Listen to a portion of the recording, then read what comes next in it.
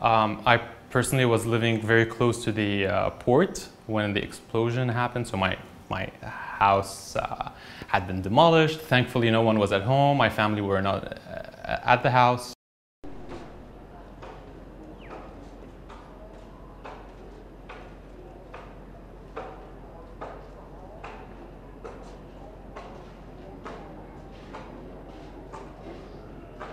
Based on what the current situation is, with a lot of people dealing with the fallout from the economic collapse, it's just really sad to walk around the streets sometimes and look at people. You can feel them, you can feel their despair sometimes when they're going to buy their basic needs. It's very different from the situation 2 years ago, you know, pre-pandemic, pre-explosion, pre-economic crisis.